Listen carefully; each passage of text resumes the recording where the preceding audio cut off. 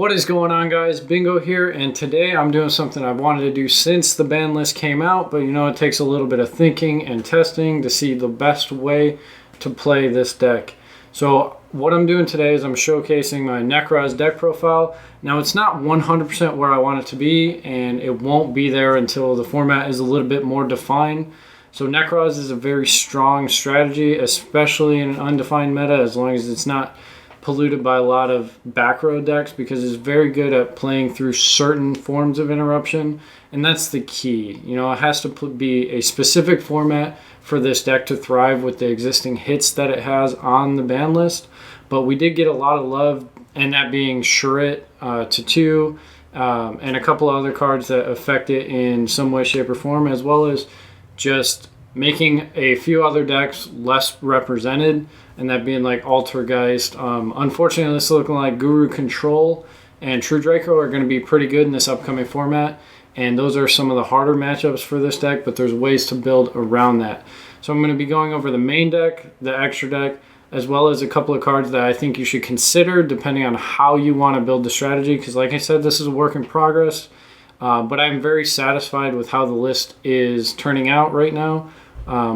This is a going second version of the deck, and that is where I feel like it is the strongest. Nekroz needs that 6th card.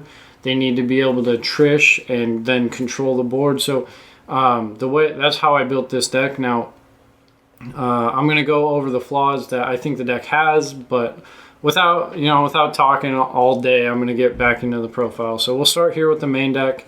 The first thing is your boy. We got Shrit, the strategist of the Nekroz, to 2. If this went to 3, it would make no difference. You wouldn't play 3. 2 it's a fantastic card. Hard opening this makes a lot of your plays so much more easier to access, and that's the thing. With this card being at 1, a lot of the time you had to search it with Brio, and that was just really awkward because really you only get 2 to 3 monster searches per turn. But being able to hard open this to open up your mirror play and your cycle play a lot easier, and then have that follow-on Nekroz mirror play if you did use cycle. So it lets you facilitate 2 big ritual summons in a turn in a row, and that is awesome. So this card coming up by 1 to 2, as well as having reinforcements of the army, basically gives you 3 copies of it, and it's like a 60-some% chance to open it in a 5-card hand. So I don't know the math for 6, but so Shrit, obviously pretty staple. We're still doing the 2 Nekroz of Colossalus. You don't need to play this card at 3, having access to the incantations. Kandal is essentially the same thing. If you hard open the turnip and no other way to get to Talismandra from the main deck, like, you're going to summon Kandal going with your first play of the game. So just 2 Nekroz of Colossalus, and then we got the 1 of Nekroz of Unicorn. Unfortunately, I was praying that this card would come up to more than 1. Until this card comes up, this is going to be a rogue deck at best. It's competent. It's a competent deck, but without the recovery, as well as the reoccurring threat on board to skill drain your opponent's extra deck monsters, the deck is very limited in its lines of play. It can only do so many different things. But this card is so powerful, and once this comes to 2, this deck is a genuinely viable strategy again, and that's probably why it's still at 1. Going up to the level 6, Nekroz of Brionac.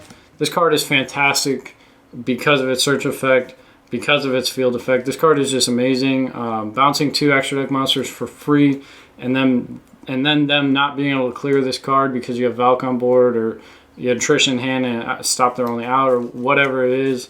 This card is just awesome. Something that changed from my last build is 2 Nekroz of Valkyrs. So since we are playing a going second deck, or a going second strategy, 3 is just not mandatory. It would be nice in certain situations, but having the ability to brick with just high-level ritual monsters is not something that I want to do a lot. This card doesn't do anything by itself. It is fantastic to have, but you need other cards to play. That's the problem with one of the problems with this deck is you need 2 to 3 card interactions, and if you open double Vault plus Trish, you're down to 2 cards, and you just have to hope they do enough. The next card, Nekroz of Trishula, you're like pseudo boss monster power play. This card is amazing. I love it. There's nothing more to say. You can search it a lot more consistently because of the Shrit to 2. You can get it out a lot more consistently because of the Shrit to 2. It's just a fantastic card. This deck did get a significant boost, not more than I thought it would. Shrit to 2 really does that much for the deck, but that's it for the Nekroz Ritual Monsters. The next cards we're going to go over are the supporting cast, the supporting Ritual Monsters. We have Incantation Chalice Slime. So if you look back at a lot of my builds, I was playing this as a one of, but you really do want to see this card. I'm not playing 3 because, again, it's searchable off prep, it's searchable off your Kaleido Unicorn play, and if you open 2, you can just discard it to use its effect. So you want to be able to resolve this card over and over again, but you really don't want to see more than 2 in your hand. You have access to it like 9 different ways, so it's not the biggest deal, but I did choose to bump this up to 2, and it's working out pretty well for me. And then next we have the 1 Cyber Angel Ben 10 and the Vanity Ruler combo. You're not always going to go second, and even if you are going second, if you can clear the board and then establish a Vanity's Ruler with Valk in hand, you should win that game. That's very hard to deal with, especially if you have Unicorn on board still. There is just not a lot of decks that can play through that, especially after they expended their resources to establish the board. The normal summon of the deck, we're just opting for 3 Manju, the 10,000 hands.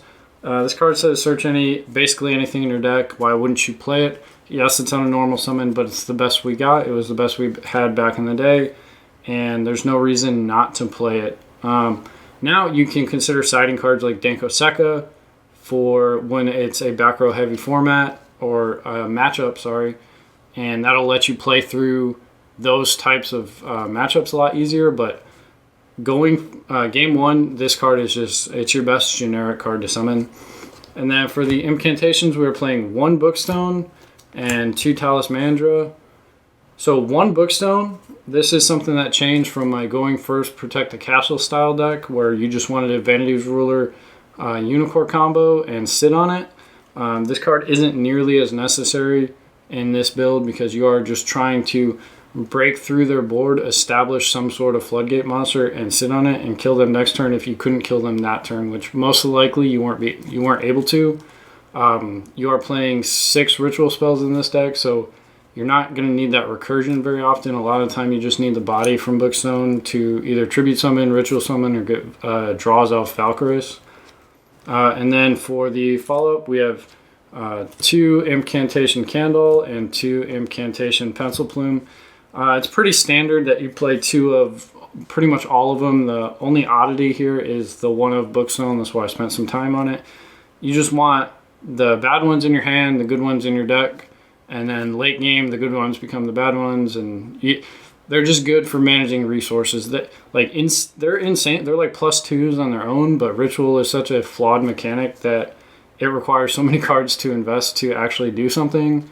But onto the ritual spells, we're playing 2 Mirror, 2 Kaleidoscope, 2 Mirror, and 2 Cycle. I know it's a little weird that I did it that way, but 6 ritual spells is the golden number. I've messed around with 1 Kaleidoscope. I've messed around with 1 Mirror. Mirror is fantastic for your mid game. Cycle is great for your follow-up, and Kaleidoscope is your opener. So these are all cards that you want to see. You need them for your incantation activations, and after many hours of playing and testing this deck, there are so many situations where if you cut a Mirror, you need a second Mirror. If you cut a Kaleidoscope, you need a Kaleidoscope. Now, the one I would consider cutting the most if you're really not wanting to play 6 is the 1 Mirror or the 1 Kaleidoscope, because you resolve that card once, and if you really need it, you do have Bookstone to bring it back. I hate that logic, but you're going to resolve it for a level 4 and maybe a 12, or maybe you're not doing the 4 at all and you're just going straight to the 12. So you don't really need that card that much in the late game, but sometimes you just need a 6th ritual spell because if the games go on long enough, because you do have Valk, which is a hell of a card, you just need those follow-up plays. And then we have 3 preparation rites for the generic spell cards. This card's just, it helps rituals not be a horrible mechanic. There's no reason not to play it at 3. It's not once per turn. Reinforcements in the army, a 3rd copy of Colossalus, 3rd copy of Shrit. It's just a good card to have. And then again, we are playing 3 Pot of Extravagance.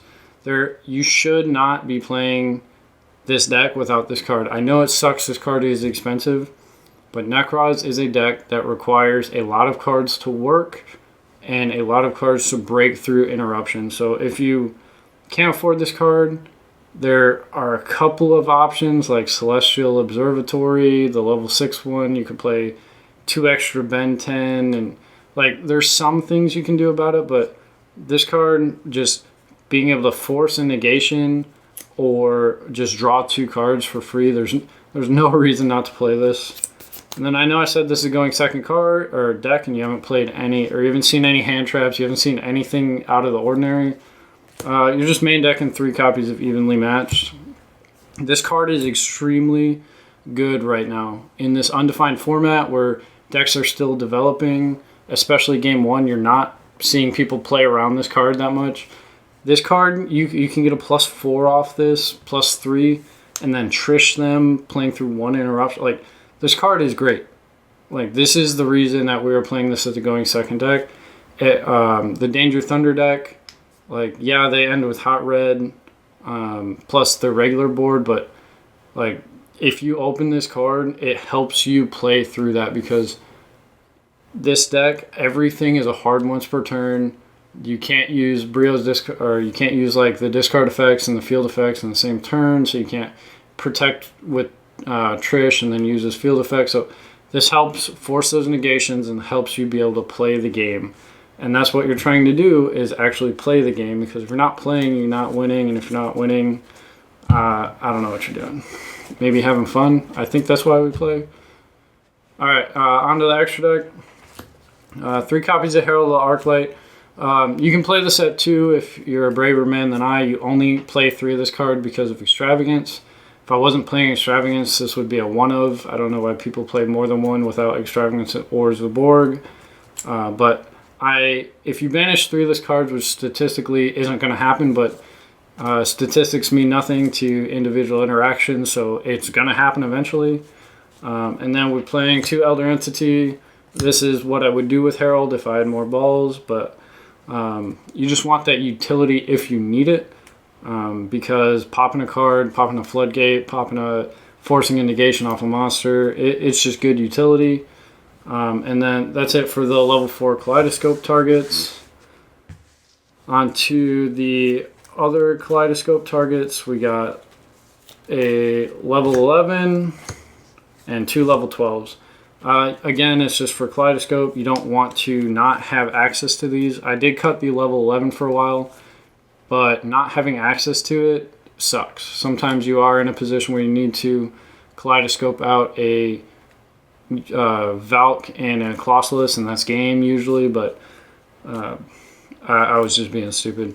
So after the Kaleidoscope, we are just playing utility cards, and that would be the brand new free Daigusto Emerald, Tornado Dragon, and Abyss Dweller. Daigusto Emerald does a lot for this deck. Recycling your making it with Unicorn, recycling it, shuffling back your incantations, your whatever cards you need, and then getting a free draw off of it.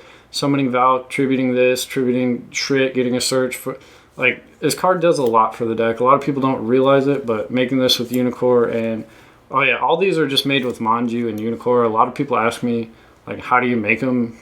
That's it. That's the only way in the deck. For the other rank 4s, Exciton, Cowboy. There's a couple of flex spots in this extra deck, but these are just the best rank 4s that do something. Abyss Dweller shuts down a lot of decks. Exciton Knight punishes bad players. Tornado Dragons pop back row. Cowboy if you're being cheeky in time. And then The other ones are actually super poly targets because I know I'm not showing you a side deck, but if I was taking this deck to an event, there's absolutely no reason I would not side deck 3 copies of Super Poly. It blows out your worst matchup, being Danger Thunder. It helps with your Salaman Great matchup. It helps with, this is just a generic Super Poly target. So there's no reason not to play it, especially when your extra deck is as flex as it is. So that's it for the extra deck. I'm going to go on to all the cards that you should consider if you are playing this. So Dance Princess, the reason you would play Dance Princess is if there's a lot of striker, or if you're worried about your locals is full of decks that target a lot. Normal summoning Dance Princess into a striker board of 2 set Widow Anchors feels pretty good because you banish their Ray, you banish their they just can't do anything because all their cards target. This card, Nekroz of Catastor, this format is actually super, super good because it protects everything from being run over by battle. And if you have Unicorn Catastor on the field and they don't open impermanence or Widow Anchor or some way to negate the Unicorn, basically the way every deck outs that card is making a Link monster bigger than 2300 and attacking into the Unicorn. So you can play a level 9 Kaleidoscope target, summon Catastor and summon Unicorn and just sit on it. So this is a card that I'm really considering this format as a utility card. Plus its discard effect, you get to bring back Shrit and get the search again. It does have its merits. That's why it's in this list. Inception is a crazy good card, but if you were playing a larger deck count, I would 100% play this card. If you're going for one of those weird 50 or 60 card variants, this card becomes super powerful, being able to get multiple incantation effects off of just discarding this off of Chalice Lime. It's really good. Renewal of the World. If you're playing a going first deck, if you open this card, Brio, and any incantation, you 100% can end on Vanity's Ruler Unicorn, because after you combo, you just set this, and then you can summon Unicorn from the deck. You can actually trace your opponent on their turn, which is pretty funny. So if you're playing a going first style of the deck, I would mess around with this card. I haven't gotten it to the point where I like it, because if you open 2 of this, your hands can get super awkward really fast. Again, if you're playing a going first deck or a going first style, you're going to want to play Called by the Grave, because you're playing I'm going to set this up and hope you can't break it or else I lose, and you need that card. I might even side this card because if I'm forced to go first, I want my combo to go through. Super Poly, again, I would not play this deck without playing this card. It's a blowout against all the matchups that give you a hard time. Cypher Gear Gamma, I would consider playing this because you're not playing Desires, you can't banish the driver, you're activating Extravagance, if they have an Ash, they're going to Ash it, so free Omega. I mean, there's definitely arguments to main deck this card or even side deck this card. And the last card is actually Blackluster Soldier, Soldier of Chaos. So if you evenly Trish them and make this card, he gets it, can't be targeted, can't be destroyed. It's just a good card to sit on. It doesn't really do anything, but they can't clear it because I don't know. It's just something interesting I'm messing around with, because it's just a good boss monster. If you don't have evenly and you Trish them and then you just got three guys left over and you can't clear a card, you just attack into it, banish a card. It's honestly the only Link monster I would consider playing because the incantations are so conflicting. But guys, if you have enjoyed my Nekroz deck profile, please leave a like, comment, subscribe, whatever. I love talking about this deck. I will theory this deck till the end of time.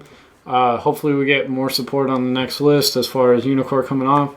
If there's any changes, things that you see that I don't with this deck, please let me know. And if you haven't already, please check out our Yu-Gi-Oh! podcast that we do every Monday. It's a discussion podcast. We talk about the metagame, product releases, events. It's a cool, it's a good time. So it goes on iTunes, Google Play, and Spotify Mondays at 8 o'clock. So guys, if you've enjoyed, I will see you guys next time. Peace.